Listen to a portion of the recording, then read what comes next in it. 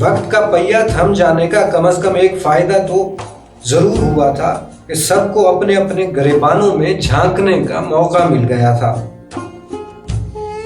اندر جھانکنے کے لیے گریبان تو سب کے پاس تھے، مگر جھانکنے والی نظر کہاں سے لاتے؟ یہ وبا ہی کا دین تھا کہ اتنے عرصے بعد دور دراز شہروں سے واپس آئے ہوئے سب لوگ مل کر سر جوڑ کر بیٹھے تھے۔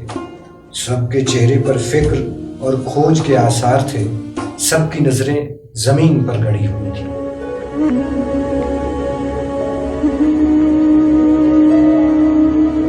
دفعتاً سرپنچ نے پوری طاقت سے حقے کا کش لیا اور سب کے چہروں کا بغور معائنہ کیا۔ کوئی حل، کوئی سرا، کوئی اشارہ، کوئی آسرا، کوئی اپائے، کچھ ہے اس بلا کے لیے؟ چودھری جی، چین جیسے شریف ملک سے جب سیدھی طرح سے لڑ نہیں پایا تو یہ وبا کا شوشہ چھوڑ دیا۔ حرام زادے کی حرام زدگی کا علاج تو کسی کے پاس نہیں ہوتا، اور یہ امریکہ، یہ تو ہے ہی حرام زادہ۔ کلو میراسی جو ابھی دبئی سے تازہ مزدوروں والے جہاز سے واپس بھیجا گیا تھا، اپنی قیمتی رائے دینے لگا تو سرپنچ بولا، ہاں تو چین سے جا کے لڑے، ہمیں کیوں کھجل کر رہا ہے؟ ہاں تو رستے جو ہم نے دیے ہیں، چین بیچارہ شریف ملک ہے، ادھر اس نے، لو جی چین بیچارہ شریف ملک، لو بھائی آگے سے عمرہ مکہ مدینہ میں نہیں چین میں کیا جائے گا، بلکہ خالی چین کیوں بولیں، حاجی چین شریف رحمت اللہ علیہ کہا جائے۔ وحید نائی جس کی ہمیشہ سے کلو میراسی سے نہیں لگتی تھی، تب کے بولا، سنا ہے میز کرسی کے علاوہ سب کچھ کھا جاتے ہیں یہ چینی۔ منشی نے کلو میراسی پر طنزیہ سوال داغا، پوری دنیا تو کھا گیا ہے، نائی کو تو جیسے موقع ہی مل گیا تھا۔ کچھو کمے، سانپ، کتے، سب کچھ ہڑپ۔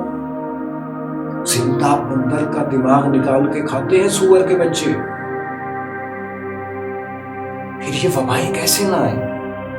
منشی نے کہا، سرپنچ جی ابھی تو 2 نمبر چاول اور انڈے بنا بنا کے ہم کو بیچ رہا ہے۔ تو امریکہ کون سا رضی اللہ تعالی ہے؟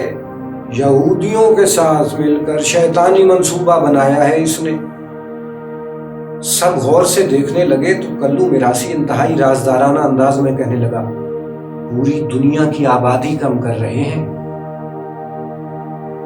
اور دنیا کو ادھر لگا کے چاند کی زمین پہ قبضہ کر لیا ہے، کاغذ بھی بنوا لیے ہیں، اب اس کی اجازت کے علاوہ اور کوئی نہیں جا سکتا وہاں۔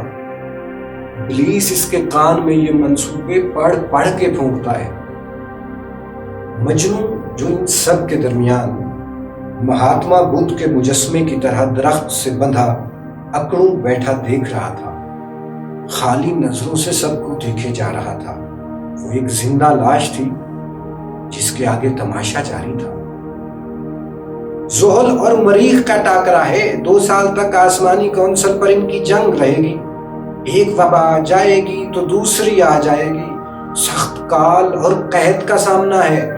ہر منگل کالے مصر کا صدقہ دیں، بس چوراہے پہ رکھیں اور پیچھے مڑ کے نہ دیکھیں۔ نجومی اپنے زائچے کو ایسے دیکھ رہا تھا جیسے ماہر ڈاکٹر مریض کی ایکس رے رپورٹ دیکھتا ہے۔ مجنوں جیسے ان سب سے بہت دور ہوا میں ٹکٹکی باندھے ایسے دیکھے جا رہا تھا جیسے وہ کسی اور سیارے کا باشندہ ہے۔ میری مانے تو یہ جنگل کا انتقام ہے۔ ماسٹر جی کی بات پہ سب چونکے۔ جنگل کا انتقام؟ مگر وہ کیسے؟ سب پر یک زبان بولے تھے۔ ہر جنگل کا ایک قانون ہوتا ہے جسے ہم فطرت کہتے ہیں۔ ہم آدم کی اولاد اس سے پنگا لے بیٹھے ہیں۔ دھوپ، ہوا، چھاؤں، خوشبو، بدبو سب فطرت کے پہیے میں ایک دوسرے کی مدد کرتے ہیں تاکہ جنگل سانس لیتا رہے۔ جنگل کی شفا، بیماریاں، یہ وبا سب ایک دوسرے کی مدد کرتی ہیں اور ہم ناشکرے اپنے علاوہ اور کسی کا کب سوچتے ہیں؟ ہم نے جنگل کاٹے اور اپنی کالونیاں بنائی، جنگل کا قانون توڑا ہے، وہ بکھر گیا ہے۔ اب جنگل ہم سے انتقام لے گا۔ ابھی تو ایک چمگادڑ سے وبا آئی ہے انسان میں، تو یہ بھونچال آ گیا ہے، اور جو بنی آدم سے وبائیں جانوروں میں گئی ہیں وہ کون بیٹھ کر گنے گا؟ جنگل انتقام لے رہا ہے۔ کوئی جنگل منگل نہیں، قرب قیامت کی نشانیاں ہیں۔ خدا ہم سے ناراض ہے، توبہ و استغفار کا وقت ہے، اسے منانا ہوگا۔ اس نے ہم سے منہ موڑ لیا ہے، باب رحمت بند ہوا ہے، عذاب ہے، آزمائش ہے، اس کا قرب پانا ہوگا۔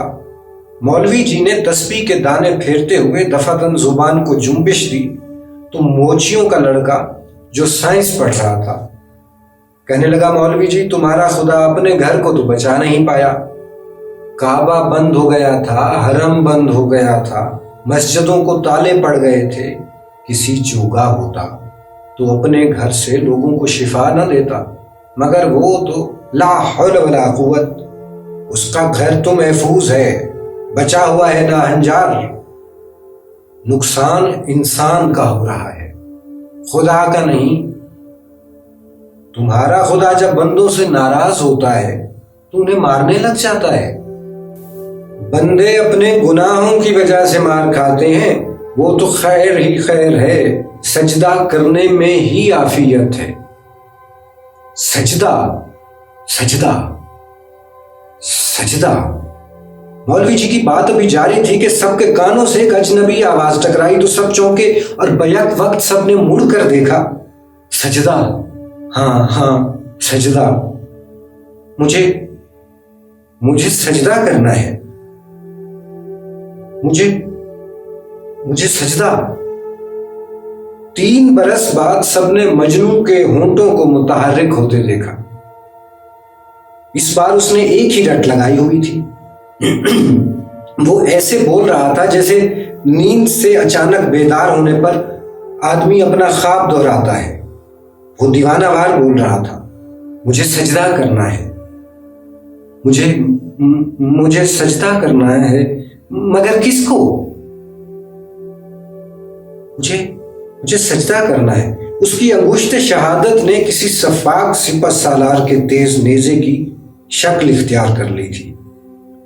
وہ اس نیزے سے باری باری سب کے چہرے پر پڑی نقابیں باری باری ہٹاتا چلا جا رہا تھا۔ مجھے چین کو سجدہ کرنا ہے، نہیں امریکہ کو سجدہ کرنا ہے۔ خدا مجھے مل کیوں نہیں رہا؟ وہ نجومی کی طرف مڑا، مجھے ستارے کو سجدہ کرنا ہے، یا پھر ہاں جنگل کو، نہیں سائنس کو، ہاں سائنس خدا ہے، نہیں بیماری خدا ہے، مجھے وبا کو سجدہ کرنا ہے، نہیں خدا کہیں گم ہو گیا ہے، وہ مل نہیں رہا۔ وہ کسی بے بس بچے کی طرح ضد کر رہا تھا، پر مجھے تو سجدہ کرنا ہے۔ چھناک کی ایک زوردار آواز آئی اور زنجیر ٹوٹ کے دوسری طرف جا گری۔ سب لوگ اس کی طرف دوڑے۔ وہ کچھ دیر تک اپنے قدموں پر کھڑے رہنے کی تگ و دو کرتا رہا، پھر اچانک دھڑام سے منہ کے بل زمین پہ جا گرا۔ چاروں طرف گرد کا دھواں اٹھا۔ وہ نہیں گرا تھا، 7ویں آسمان کا صدر دروازہ زمین پہ آن پڑا تھا، وہ بھی اوندھے منہ۔ مقدس فرشتے کے پروں کی طرح پھڑ پھڑاتے ہوئے یہ ہونٹ بھی تو اس کے نہیں تھے۔ یہ 7ویں آسمان کا صدر دروازہ تھا جو اپنے رب کی بارگاہ میں فریاد کر رہا تھا، پروردگار میں تو آسمانی مخلوق تھا، اس کا غم نہیں کہ تو نے مجھے زمین پہ دے پھینکا۔ فریاد ہے فریاد، دہائی ہے دہائی، تو نے مجھے زمین والوں کے رحم و کرم پر چھوڑ دیا۔ اس نے ایک زوردار گہری سانس کھینچی، ایسے لگا ہفت اقلیم کی تلخیاں پی گیا ہے۔ سانس اندر رہی اور ہجوم محو انتظار رہا۔ پھر ایک پوری طاقت سے آخری سانس باہر کو نکالی. ناک کے نتھنوں سے شور مچاتی ہوئی ہوا باہر نکلی تو ریت پر ایک گرد اٹھی. ایسے لگا کہ اسرافیل نے قیامت کا سور پھونک دیا ہے.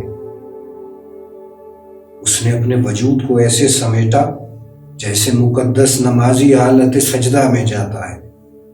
دقیانوسی خداؤں سے بھاگے ہوئے اصحاب کہف نے جب پہلی مرتبہ صبح دیکھی تو کہنے لگے ہم نہیں جانتے تو کون سے ملک میں رہتا ہے, تو کہاں پر ہے. پر اے اس فجر کے خالق, اے صبح کے وقت کے پروردگار, ہم بے سمت سہی پر جب تک تو نہیں ملتا تجھے سجدہ تو کر سکتے ہیں. مجنوں کو بھی خدا نہیں ملا تھا پر وہ دقیانوس جیسے خداؤں سے فرار حاصل کرنے میں کامیاب ہو گیا.